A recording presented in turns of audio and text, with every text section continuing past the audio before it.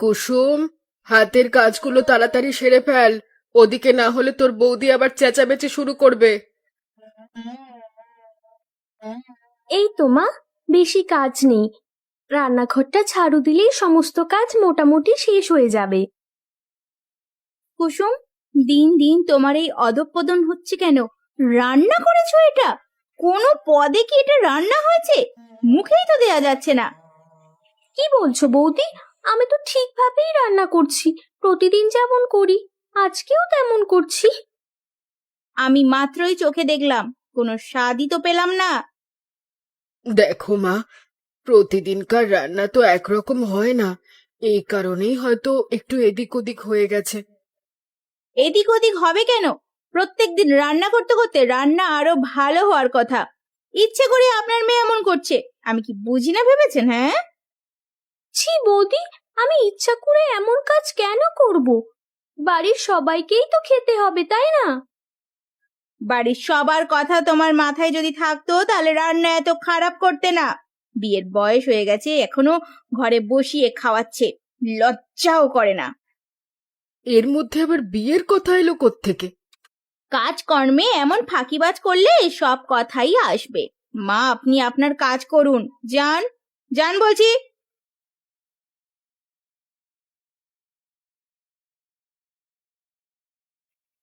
কি রে গোপাল, তুই এই সন্ধেবেলাতে এত কাজ করে এসে পান্তা ভাত খেতে বসে গেলি? কি আর করব কাকা, প্রচন্ড ক্ষুধা পেয়েছিল, আর রান্না করবার মতো কেউ নেই, তাই পান্তা ভাত ছিল, পান্তা ভাত খেয়ে নিলাম। এভাবে আর কতদিন চালাবি তুই? সারাদিন এত কষ্ট করে এই কটা পান্তা ভাত খেয়ে পেট ভরে, তুই কি কিছু বুঝিস না? আমি আর কি বুঝবো কাকা, আমার আর কি বোঝবার থাকতে পারে বলো তো? তোকে এবার একটা বিয়ে করতে হবে। যদি বিয়ে করিস তাহলে তোর সংসারটা ভালো হবে, তোকে আর খাবার নিয়ে চিন্তা করতে হবে না। কি যে বলো না কাকা, এই গ্রামের প্রত্যেকটা মানুষ জানে আমি কত গরিব, কেউ আমার কাছে তার মেয়ের বিয়ে দেবে না। কেন দেবে না? তুই ছেলেটা ভালো পরিশ্রমী, আর বউ হয়ে আসবে যে, তাকে তুই কোনোদিন কষ্ট দিবি না। হ্যাঁ, আজকাল টাকা পয়সাই সব, কোনো মেয়ে কেন এই অভাবের ঘরে বউ হয়ে আসবে বলো তো? এসব ভেবে ভেবে মিথ্যে স্বপ্ন দেখে লাভ নেই। এইভাবে আশা ভরসা সব ছেড়ে দিস নে।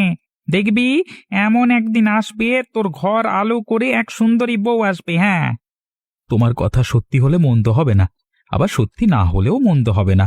তুমি বসো, আর কটা ভাত আছে, খাবে? না রে, আমি একটু আগেই খেয়েছি। তুই তাহলে ভাত খা, আমি চললাম।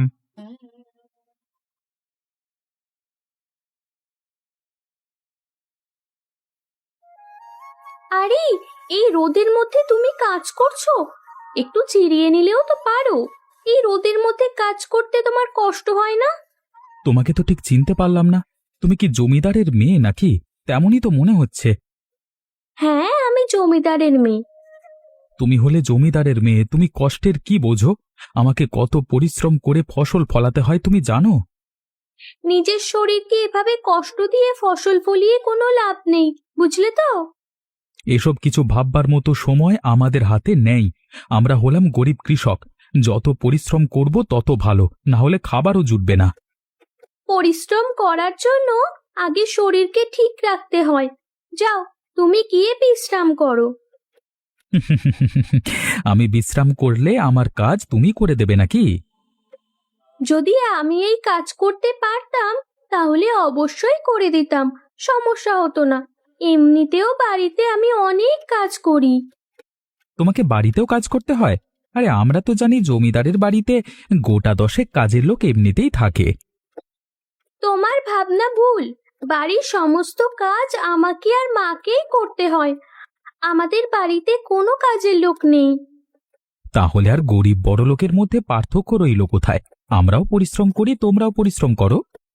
আমরা পরিশ্রম করি নিজেকে বিশ্রাম দিয়ে, আর তোমরা নিজেকে বিশ্রাম দিয়ে পরিশ্রম করো না। সেসব কথা বলে লাভ নেই, আমাদের এখন মাথায় ওসব ঢুকবে না। হ্যাঁ, তাহলে আর কি করার, কাজ করো ভালোভাবে।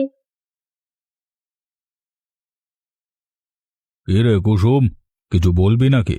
এভাবে এসে দাঁড়িয়ে আছিস যে?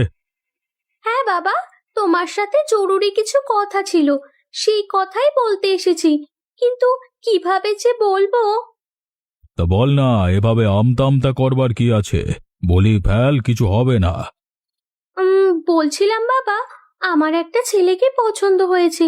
আমি ওই ছেলেটাকে বিয়ে করতে চাই। সেই ব্যাপারেই তোমার সাথে একটু কথা বলতে এসেছি। তা ভালো, কিন্তু ছেলে কোথায় থাকে? নাম কি, বংশ পরিচয় কি? বংশ পরিচয় বলতে ও হলো এক দরিদ্র কৃষক। তুমি হয়তো চিনবে, আমাদের গ্রামের কৃষক গোপাল। কি বললি তুই? আমার মেয়ে হয়ে তুই একটা জমিদারের হয়ে ওই গরিব কৃষককে বিয়ে করতে চাস? আমার মান সম্মানের কথা একবারও ভাবলি না তুই? দেখো বাবা, বংশ পরিচয় টাকা পয়সা দিয়ে সবকিছু হয় না। ও একজন সৎ এবং পরিশ্রমী মানুষ। ওকে আমার ভালো লেগেছে, তাই আমি ওকেই বিয়ে করতে চাই। আমি তোকে ওর সাথে কোনো দিন মেনে নেব না। ওর কথা তুই মাথা থেকে ঝেড়ে ফেল। আমি তোমাকে সিদ্ধান্ত জানিয়ে দিয়েছি, আমি বিয়ে করলে ওকেই করব। তুমি যদি না মেনে নাও, তাহলে আমি এই বাড়ি ছেড়ে চলে যাব।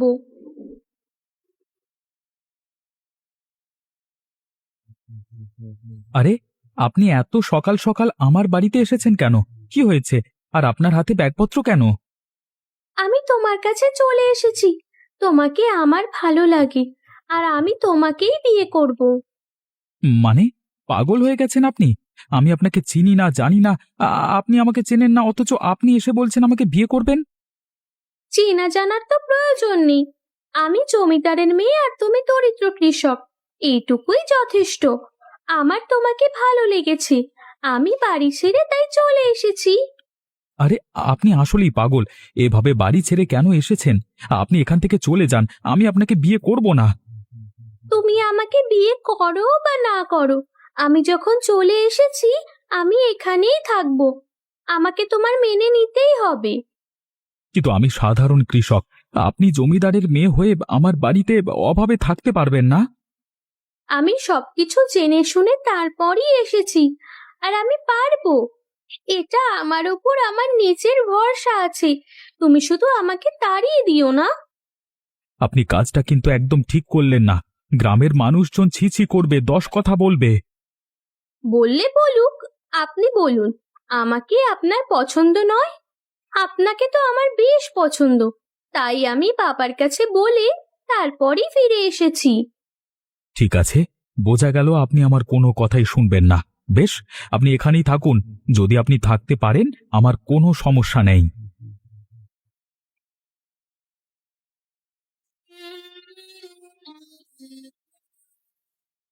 বাবা গো, উফ, জমিদারের মেয়ে হয়েও এই ভাঙা বাড়িতে থাকতে তো লজ্জা লাগে না কুসুম? আরে বৌদি, তুমি কখন এলে? এসো এসো, বসো। ওগো, দেখো আমার বৌদি এসেছে। আমি এখানে বসতে আসিনি। তুই ভাবলি কি করে, হ্যাঁ? কিভাবে এই গরিব ঘরে এসে আমি বসবো? আমি জমিদার বাড়ির বউ। তুমি এভাবে কথা বলছো কেন বৌদি? তুমি আমার শ্বশুর বাড়িতে এসেছো, তোমাকে আমি বসতে দেব না? যে না শ্বশুর বাড়ি, হ্যাঁ, শ্বশুর বাড়িতে নিজের থাকার জায়গা নেই, আবার অন্য একজনকে থাকতে দিচ্ছে। চল, তুই আমার সাথে বাড়িতে ফিরে চল। আমি তোমার সাথে বাড়িতে ফিরে যাব কেন? যাবো না তো কি করব, হ্যাঁ? গ্রামের লোকজন তোকে নিয়ে চিচি করছে। জমিদারের মেয়ে হয়ে এই গরিব ঘরে এসে পড়ে আছিস, লজ্জা লাগে না তোর? দেখুন, আপনি কুসুমের বৌদি, সেই হিসেবে আপনাকে আমি অবশ্যই সম্মান করি। কিন্তু আপনি আমার সাথে আমার স্ত্রীকে এভাবে অপমান করতে পারেন না। বিয়ে হতে না হতেই বউয়ের জন্য দরদ দেখছি উদলে পড়েছে, হ্যাঁ? দেখো বৌদি, তুমি আমার স্বামীর সাথে এভাবে কথা বলতে পারো না। এসেছো, আপ্যায়ন করতে চেয়েছি, করতে দাওনি, তাই এখান থেকে এই মুহূর্তেই চলে যাও। আমি সুখে আছি। স্বামী স্ত্রী প্রেম দেখে গা পিত্তি একদম জ্বলে যায়। দেখবো দেখবো এই প্রেম কতদিন থাকে।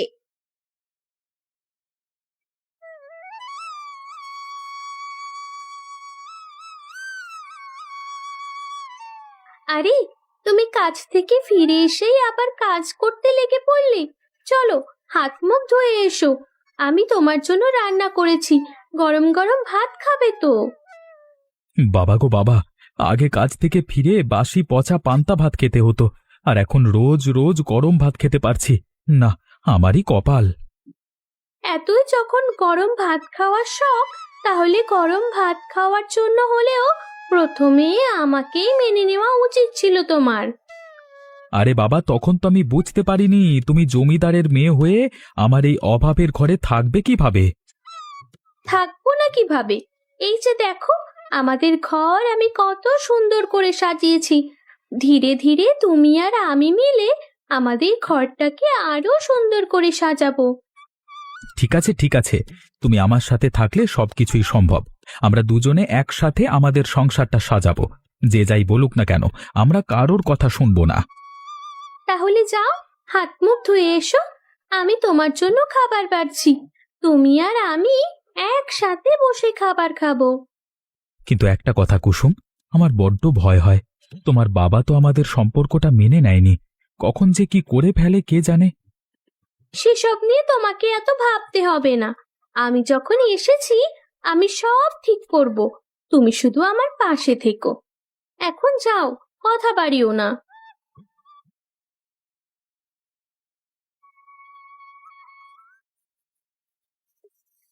কুসুম, তুই এ বাড়িতে থাকিস আর এই হালে থাকিস?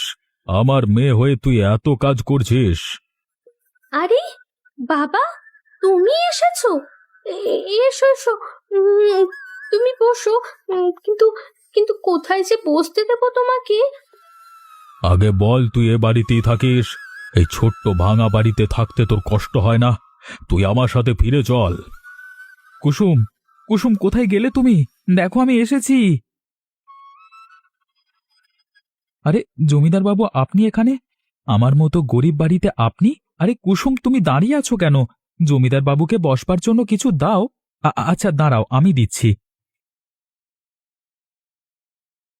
বসুন জমিদার বাবু, কিছু মনে করবেন না, চেয়ারটা একদম পরিষ্কার আছে। তাহলে তুমি সেই গোপাল যার জন্য আমার মেয়ে বাড়ি ছেড়েছিল? হ্যাঁ জমিদার বাবু, তবে বিশ্বাস করুন, আমি আপনার মেয়েকে বাড়ি ছাড়তে বলিনি। আমি জানি আমার মেয়ে নিজে থেকেই চলে এসেছে। যাই হোক, তুই এখানে সুখে আছিস? হ্যাঁ বাবা, এটা শুধুমাত্র আমার সংসার। আমি নিজের হাতে সব সাজিয়ে গুছিয়ে নিচ্ছি। কুসুম, তুমি দাঁড়িয়ে আছো কেন? বাবাকে কিছু খেতে দাও। বাবা এসেছেন, খালি মুখে বসে থাকবেন নাকি? নাও বাবা, মিষ্টি মুখ করো। সর্বপ্রথম তুমি আমার শ্বশুর বাড়িতে এসেছো। আমি তোদের আপ্যায়নে খুব খুশি হয়েছি। আমি ভেবেছিলাম গরিবের ঘরে তুই সুখে থাকবি না। আমার ভাবনাটা আজকে ভুল প্রমাণিত হলো। এই দিনও দেখতে হলো একটা চাষার সাথে বসে আজকে খাবার খেতে হবে। বাবা, আপনি যে কি করেন না! দেখো, আজকে সর্বপ্রথম আমার মেয়ে এবং আমার মেয়ের জামাই আমার বাড়িতে আসছে, তাই আমি চাই না আমার মেয়ের জামাইয়ের কোনো অপমান হোক।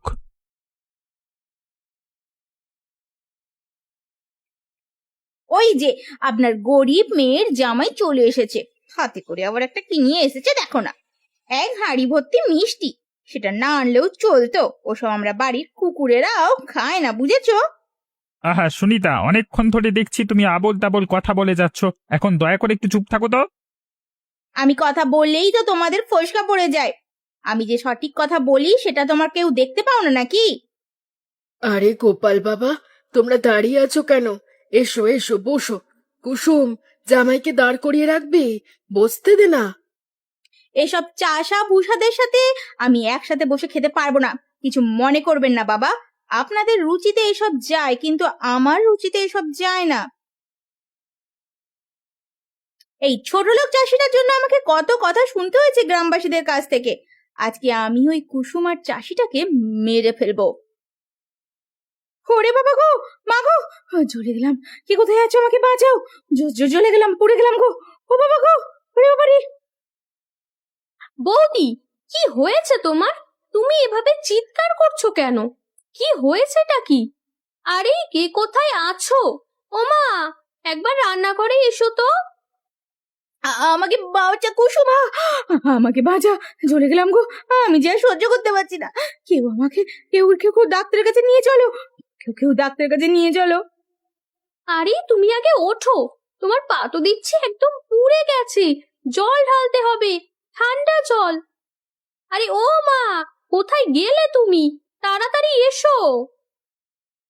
আরে কি হয়েছে, এভাবে চিৎকার করছিস কেন? আরে দেখো, বৌদি কি অঘটন ঘটিয়েছে।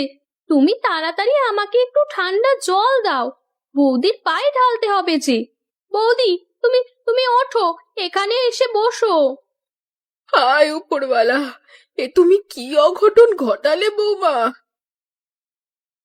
আস্তে কুসুম আস্তে, আমার পা ঝুলে গেছে রে, মনে হয় চামড়াটা পুরোটাই উঠে গেছে। আস্তে আস্তে জল ঢাল। উহ, উহ। চিন্তা করো না বৌদি, ঠান্ডা জল দিয়েছি, এখন ধীরে ধীরে জ্বালাটা কমে আসবে। আমি বরং দাদাকে বলে চিকিৎসার ব্যবস্থা করাচ্ছি, কেমন? এই পোড়াটা একদম জঘন্য হয়ে গেছে, এই পোড়ার চিকিৎসা করতে হবে, না হলে কিন্তু ভালো হবেই না। তো একদিন গেলেই দেখবে চামড়াগুলো খসে যেতে শুরু করবে।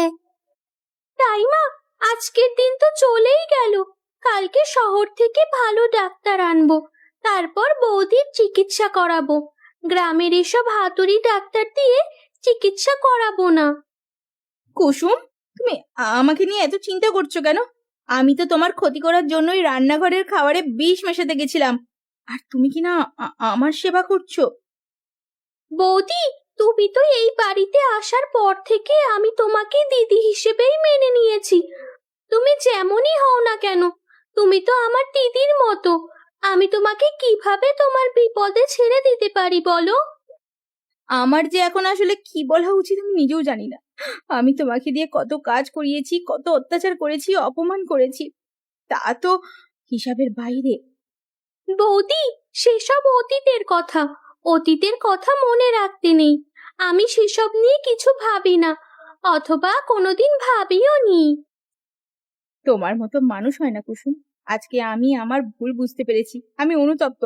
আমি যে কাজ করেছি তার শাস্তি পাওয়া উচিত। তোমার সাথে যে দুর্ঘটনা ঘটেছে, এরপর তোমার আর শাস্তি পাওয়ার কোনো দরকার নেই বৌদি। আমি শুধু চাই তুমি খুব দ্রুত সুস্থ হয়ে ওঠো। কে রে কুসুম, বৌমার শরীর এখন কেমন? আগের থেকে ভালো আছে তো? না হলে শহরেই নিয়ে যাব ডাক্তার দেখাতে। না বাবা, তুমি চিন্তা করো না, বৌদি এখন আগের থেকে অনেকটা ভালো আছে, এখন একটু একটু হাঁটতেও পারছি। কুসুম, আমি অনেক ভেবেছি, এই 2 দিন ভাবতে ভাবতে আমি ক্লান্ত। আসলে তোমার পা ধরে ক্ষমা চাওয়া ছাড়া আমার আর কোনো উপায় নেই। তুমি আমাকে ক্ষমা করে দাও, ক্ষমা করে দাও। আরে বৌদি, তুমি এসব কি করছো? আমার পা ধরছো কেন? আর তুমি এই অবস্থায় এখানে এসেছোই বা কেন?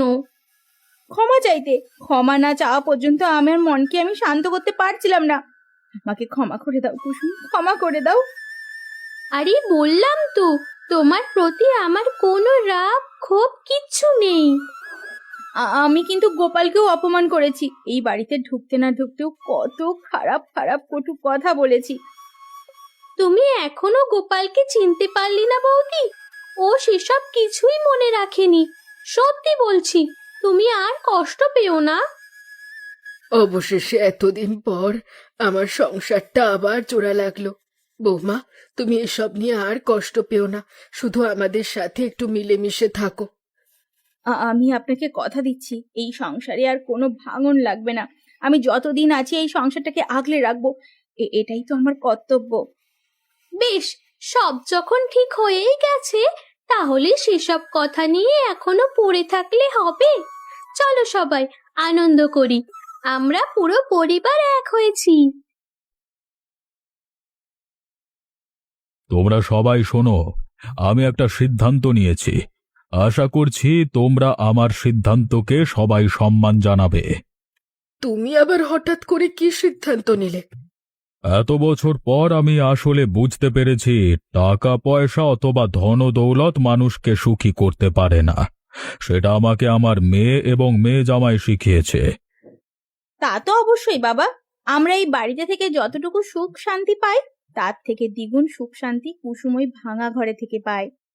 তাই আমি সিদ্ধান্ত নিয়েছি, আজকে থেকে আমি ওই ভাঙা ঘরে গিয়ে থাকব। ওটাই আমার শেষ ঠিকানা। এটা তুমি কি বলছো? তাহলে আমাদের এই বাড়ি ঘরের কি হবে? কেন, তোমরা আছো না? আরে তোমরা এ বাড়িতেই থাকো, আমি মাঝে মধ্যে এসে সবকিছু দেখে শুনে যাব। আমি ওই ভাঙা ঘরে গিয়েই শান্তি পাবো। এটা আপনি কি বলছেন বাবা? এই জমিদার বিষয় সম্পত্তি সবকিছু ছেড়ে আপনি চলে যাবেন? হ্যাঁ, এখন তো জমিদারি দেখবার জন্য রাজীব রয়েছে। তাছাড়া আমি বুড়ো হয়ে গেছি, এখন এসব কিছুতে আমার মন বসে না। আমি চাই একটু শান্তি, যা ওই ভাঙা ঘরে গেলেই পাবো। বাবা, এত তাড়াতাড়ি আমি ওই জমিদারি নিতে চাই না। তবে তোমার যেটা ভালো মনে হয় তুমি করো। তুমি এই ভাঙা ঘরে থেকেও জমিদারি চালাতে পারবে, কোনো সমস্যা হবে না। আমি আছি এই বাড়ি দেখবার জন্য।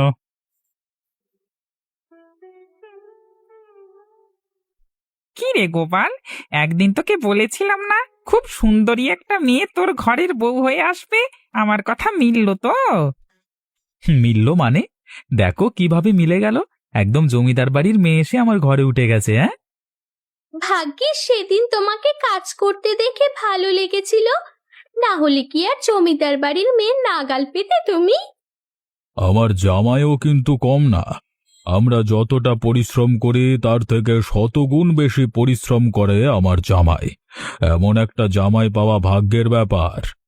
আজকে বুঝতে পারলাম, আসলে ওই বড় অট্টালিকার অহংকার নিয়ে থাকার থেকে এই ভাঙা ঘরে সবার সাথে মিলেমিশে থাকার আনন্দটাই বেশি। চলো, তাহলে তুমি আর আমি মিলে আরো একটা ভাঙা ঘর তৈরি করি, সেখানে তুমি আর আমি মিলে সংসার শুরু করি। এতে আমার অবশ্য কোনো সমস্যা নেই, কারণ তোমার বাবা এখন এই ভাঙা ঘরেই থাকতে শুরু করেছে। তাহলে আমরা পারবো না কেন? হ্যাঁ, আপনাদের কাউকে কোথাও থাকতে হবে না, সবাই মিলে এখানে থাকুন। আমি নতুন করে একটা পরিবার পেয়েছি, এটা যে আমার কত আনন্দের তা আপনাদের বোঝাতে পারবো না।